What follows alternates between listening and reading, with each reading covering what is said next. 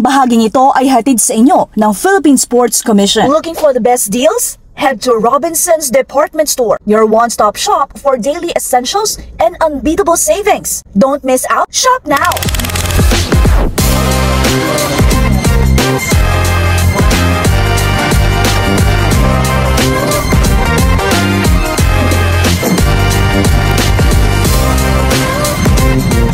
Welcome, Bien and Bambi. Thank you so.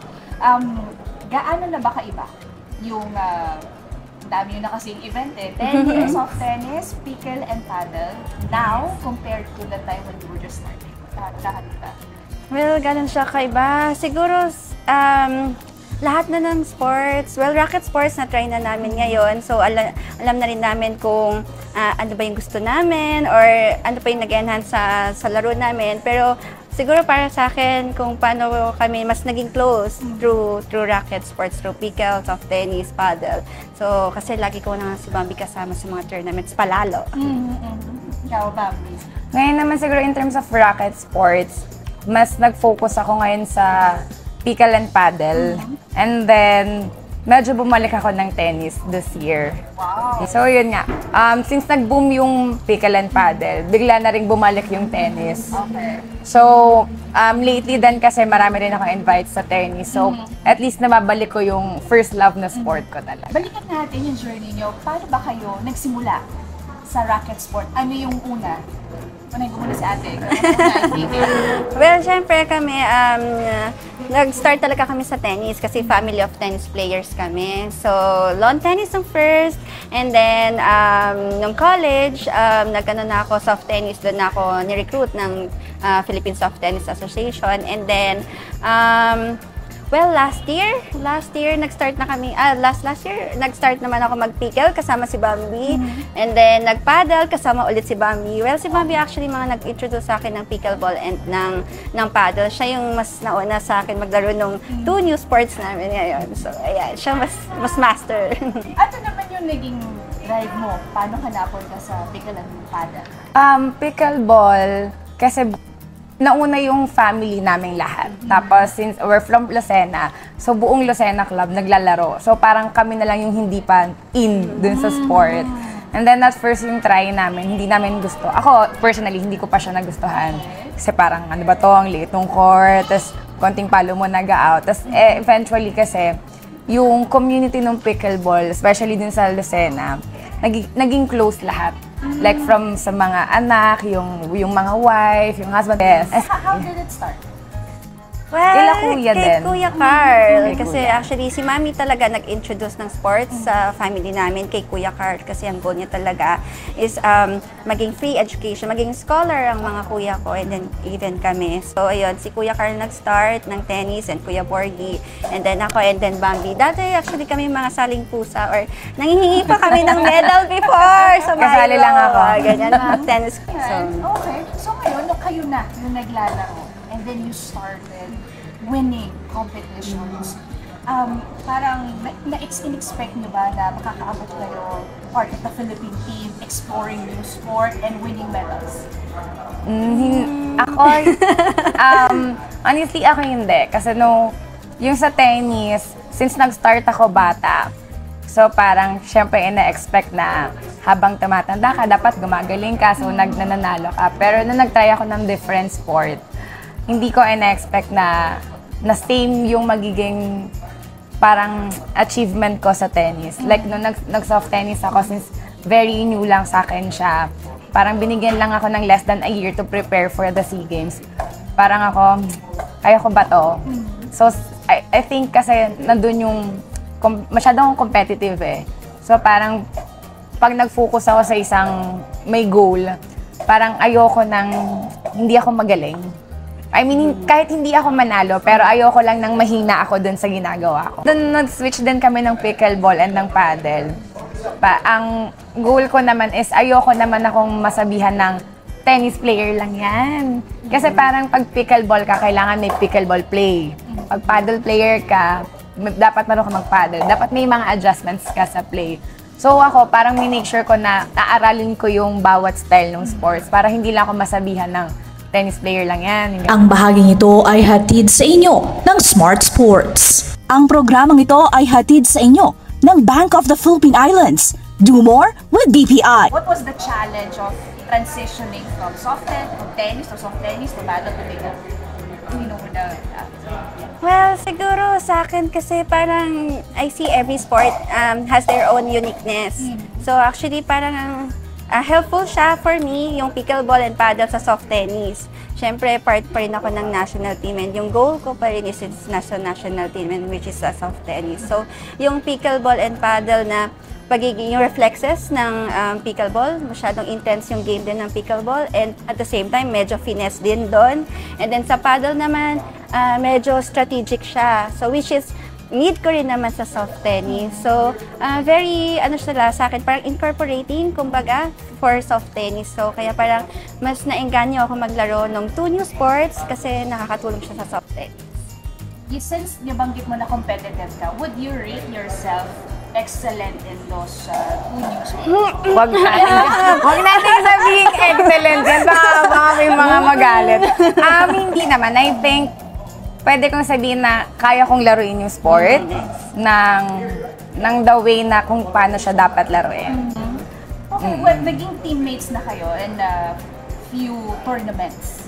Yes. Ano yung advantage? Ano yung maganda? Ano yung hindi maganda? Considering na you're not only teammates but you're also siblings.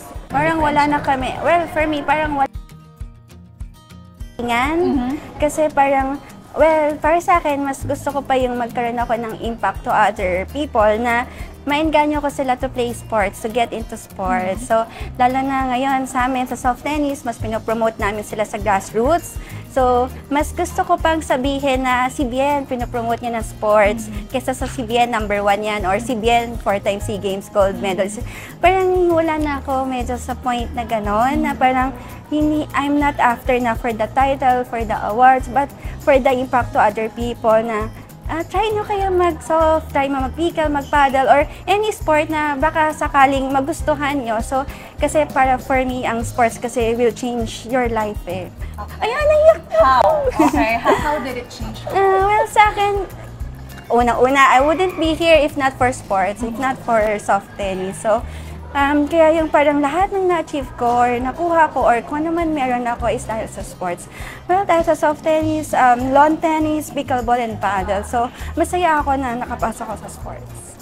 Sa tagal mo naglalaro, ano yung mga naging challenge? Ito na, soft tennis or pickleball, this was your way para makakope or was it mag-add for you? Well, syempre ang pinaka-ano talaga sa akin was nung na-ACL ako. So, syempre yun yung parang, yun yung talagang parang biggest, hindi naman sa downfall, pero biggest challenges na hindi ko alam na kaya ko ba siyang i-overcome. Kasi parang, syempre lumaki ako sa sports, lumaki ako sa tennis, sa national team na nagre-represent ng country and ina-expect na manalo. And then suddenly, all of a sudden, biglang nawala yung leg ko, nawala yung way ko para mag-sport. Ay, mapayak na ako. So, ayun. So, parang nasa sports ako, parang wala sa akin yung word na give up. Lalo na may mga taong tumulong sa akin. Parang yun pa yung nag-inspire sa akin na mananalo ako para sa mga taong ito. So, mananalo ako or makakabalik ako ng sports dahil maraming taong tumutulong sa akin. And syempre, gusto kong makabalik dahil sa sports. So, alam namin na magiging mahirap sa kanya yon na hindi siya makalaro kasi ina-expect nga na siya pa rin yung magbibigay ng medalya dun sa team. And then, siguro, blessing, hindi ko na sinabi blessing. Sumakto na lang din na nag-pandemic. So, nakapahinga. And then, yun na rin yung time niya para makapag-recover. And siguro kung subukan ko muna, pag hindi ko talaga kaya, okay, accept ko na yun. Kasi syempre, sa point na yun, mahirap i-accept kasi hindi ka pa prepared. Andun ako sa time na hindi pa ako prepared mag-retire or hindi pa ako prepared na iwan ko yung team na hindi pa sila parang okay. So, nung time na yun, parang sige, subukan ko muna and ready ako sa magiging outcome, kung kaya ko or hindi. Actually, nung time na yon ng going to SEA Games or 9 months to SEA Games, nag-advise na ako noon sa mga coaches ko na, Coach, hindi na ako makakalaro ng SEA Games kasi nga alam ko na hindi ko kaya maglaro. But then ayun, so ano pa rin sila, nag-push na, try mo, nasimulan mo na, ganyan. So, bakit hindi mo tapusin? And then yun, super blessing nung naging SNC coach ko, si Coach Luis, na siya talaga yung nakapagpatakbo sa akin, and parang ito ba yung sign na ituloy ko ba kasi nakatakbo ako. So parang isa siya and mga coaches ko sa mga naging inspiration ko kung bakit ako lumaro ng SEA Games. Ang programang ito ay hatid sa inyo ng Bank of the Philippine Islands. Do more with BPI. Was there any challenge or setback mo? Yung siguro ng time ko ako noon, ng career ko, I was one of the youngest, lagi ako tinatawag na youngest, and then all of a sudden nawala na lang ako sa limelight. As in, nawala ako. Kasi nagka-baby ako na maaga. So at early age, so nawala talaga ako. As in, nag-stop na ako mag-tennis at all. So nag-focus na lang ako na sa school and then sa work, kasi hotelier ako eh. So nung time na yun, na-enjoy ko nang mag-work sa hotel. Tapos doon niya ako niyaya nun. Tagal na nun. Parang nag-stop ako maglaro 2009.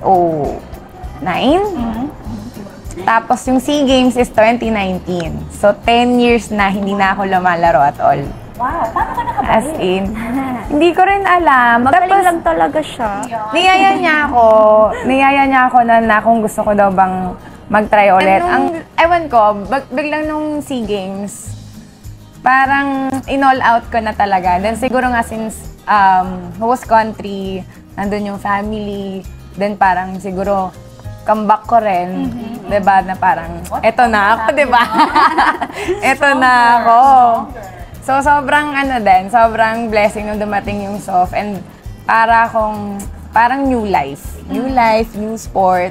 Tapos bumalik na ulit yung Bambi Soleta na dati, na yung news na hindi maganda nung nangyari before is bumalik na siya yung magaling na Bambi Soleta. So parang okay naman. Paano na iba yung perspective mo when you were able to get back on track?